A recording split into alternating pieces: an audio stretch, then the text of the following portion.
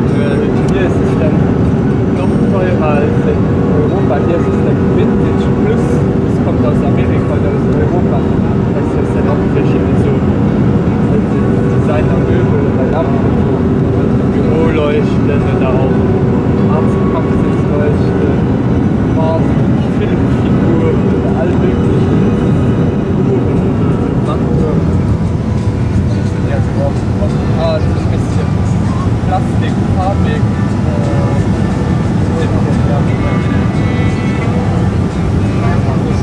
Aber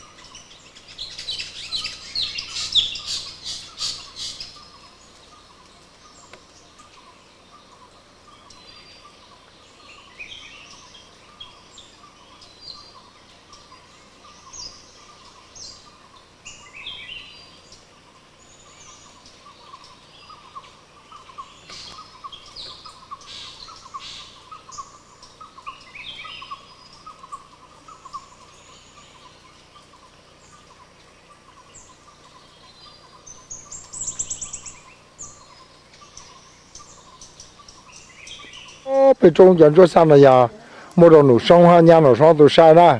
là tên là cho đông là cho xong áp hàng xiang là cho nó cho mình vào mới sẽ cho đông rong lên nó là cho lúc cho dầu của trận dầu ha có tên mình lúc bỏ bê tu tàu rong thì có tàu chữ gì tu tàu rong về rong rồi đó không là thế thì mình sẽ không là đồ bỏ bê là cái bê nó đồ bê trong bê tam thao giờ thì nó nụ sông chảo na nụ sông đồ sai na có tuổi có tháo cán là chỉ thấy rất là quan trọng. Nó cho tên là cái là cho áp hàng sang cho cái cô yêu là nó cũng cho áp hàng chỉ bộ đồ là nè là sử dụng nó là cho nó mua được tung đủ sông sai cái gì nhá bây giờ cho là nhá bỏ ha bỏ vào nó cho nó giờ bỏ ba ha mía đồ lê bỏ vào cho con tôi có một người sẽ thao trời coi em ơi nó mới sẽ thay cả cái tên là rong cao nè mới sẽ thay cả ta cả chân đông là rong cao chân đông là cho xong từ bao vàng nó áp gì đó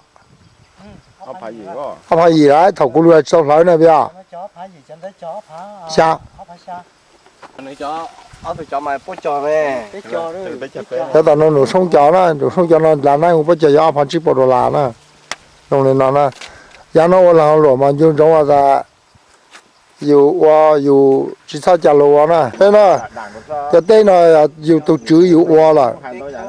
trời nèอยู่tổ chữอยู่quaอยู่trời lê hình nè bây giờ này mà bị được số giá bây giờ dùng được số giá tôi họ đặt qua dùng cho nó tu lù nữa dùng tu lù lại dùng cho nè họ tên mình bây giờ bây giờ đặt cái bây giờ nó phải giàu sao chỉ để lúa là mà giờ cho nó hay rong này cho nó giờ bảoว่าให้มีตัวเลยnó cho tên nó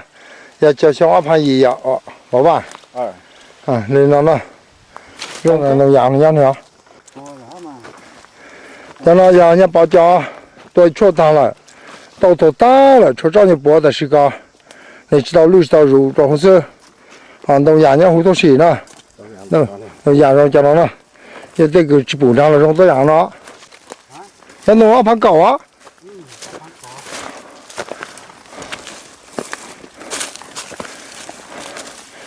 叫nó giờ chơi to của người dùng nó họ chơi thì cá lúa là mà to là để số to này đó nhà bảo trả sang tàu thủ tục trong một tí là to熊弄多少多熊了 cho thì chùa tết giải phang là họ cho nó tết giải lao là tại có lũ một số tí lũ dạng nó bỏ cho tông này rồi chuyển nhà bỏ chó đó buồn cháu cái sao đâu cho vô luôn yếu luôn chỉ lo gì các chín cái kilo đồ mà tôi chưa mà nhổ cho nên nhà bỏ cho rồng nó xong phản chua cho rồng nó nữa đó một trôi ra khó trong là sao trên đó nó gì bao nhiêu thì nó mua một đồng mà nhà bỏ cho trung giá tí một đồng tôi xí bỏ thì tôi đòn được luôn hồi cho cái chỉ bốn đồng là mua có chỉ tao lưu rồi là chỉ mua nè cho nó cho cá nè cái cá đó cái một cái cá nó chịu này cho nó cho cái vô này giống giờ luôn nè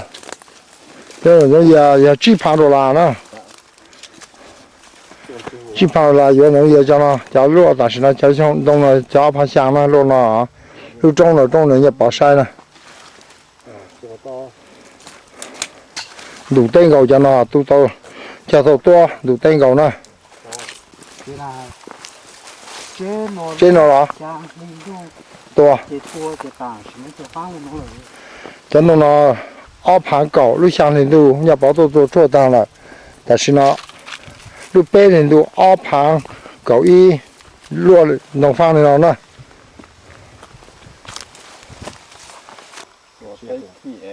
đó chị chúng ta đang chịu hú lại rồi mà tới khi đó bị chết sớm ba cho nó nó bây giờ bao nhiêu lũ tua cho nó lũ trâu liền lũ有多rồi họ phan là cho số tua bây giờ tê bây giờ tôi ta cho nó nghe cũng cho số tua tàu lũ chú ý ta tua cho tàu nụ rồi là cho nó thì ta sẽ tới phan nó đó nóจะลองนิดที่เหลือจะ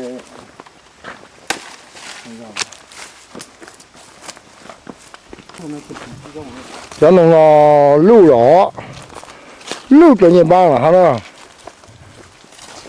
hay là chỉ tàu lúa bao lâu có lúa chỉ làm tàu lúa nhiều bao là cho nó thái chỉ đạn như là ở thái cho thái chỉ đạn rồi cho nó bảo xin nó mua tụi nó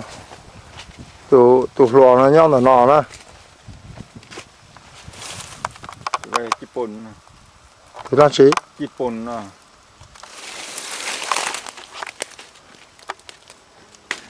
tụi nó càng là tụi lù nhau bây giờ tụi dạng tê lợn tụi nó rong chua rồi sáng rong bê nó rồi tụi rủ cho dạng lại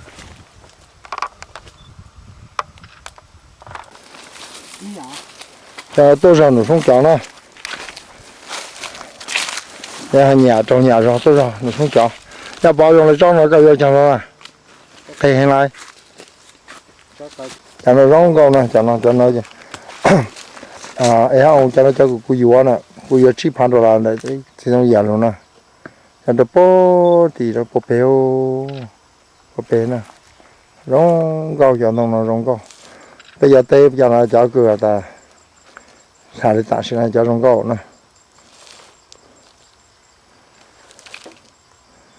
rong câu cho nó bảo vào một cái thành gì ba bị sao họ bọc chút lỗ lăng lỗ họ bảo cho lo có chủ sự nhân ba lăng lo là họ chỉ tao cái lo chỉ thành nhân ban đầu ha nó nó bị khá cho mấy bên nó rồi nó phình đau để nó rồi nó nè nếu cứ chỉ bảo hiểm bỏ phình đau rồi nó để cho chỉnh lưu cho nó ông ha ha lên mấy cho mình nhiều cũng nào tay nhau là mấy uo rồi nó đó khá cho mấy bao à bây giờ chỉ tôi dạy nhau nhau một chờ nữa đó cái gì à nó cho chỉ hậu cháu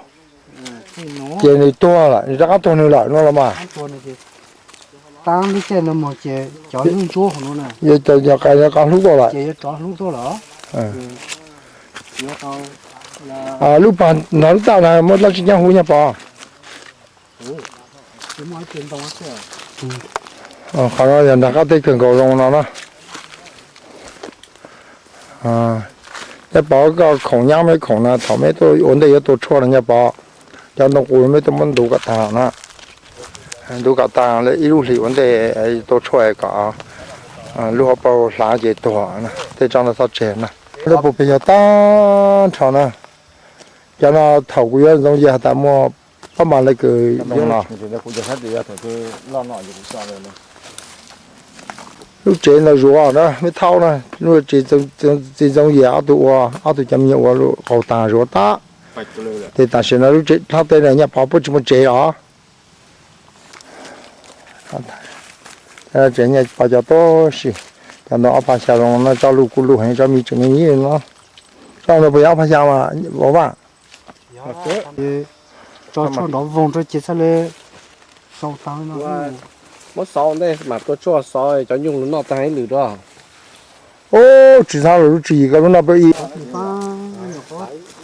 phải lấy co gì lấy co bài hả không còn nhang ta sắp giờ nó ra cao tê để nhà bỏ cho ha chỉ ra cao tê nó xong nó giờ nông nông có cơ chạy tê nó mà sai giờ này pha rồi có chỉ pha họ tôi cho tăng thọ lì xong áp hàng cầu o tập lại tôi nông có trang nó rồi cho nó lù nó lùa cho là chỉ họ bỏ đấy cho nó cái gì sống xì mười tua đó cho sống xì mười tua chỉ thông cái chỉ pha là nó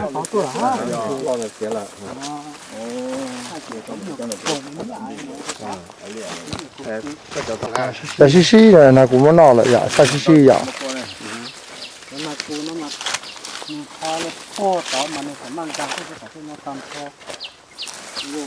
bà được chưa bà quá tao luận gì rồi nó vậy ít cho nó ở vào nhá cho ở vào vậy cho nó cho khổ nó cái nào có tôi vậy nào có dễ cho nó tu vậy muốn là có trở cho khó nè có chỗ gì nó trong nó nè thì cho coi khả năng cú đó khó là cú ta có cái khả năng cú đó rồi có chỉ chỗ thì cho nó nào chỉ muốn nói lúc ra vẫn ná chuyện mỗi giờ kia chứ nó nếu lúc khó chăn đấy chỉ nó chỉ tụi nó tới thì tiếc chỗ tụi cháu nó làm mà từ em ban nó cho tụi con ta từ bữa tụi nó chúa tàu chỉ cho tụi cái sát mà cho khả năng cú cho nó cú tháo to nó tàn là phân mỏ cho nó cho chỉ tổ chua rồi nó phang này nó phang nó cho chỉ tổ chua nó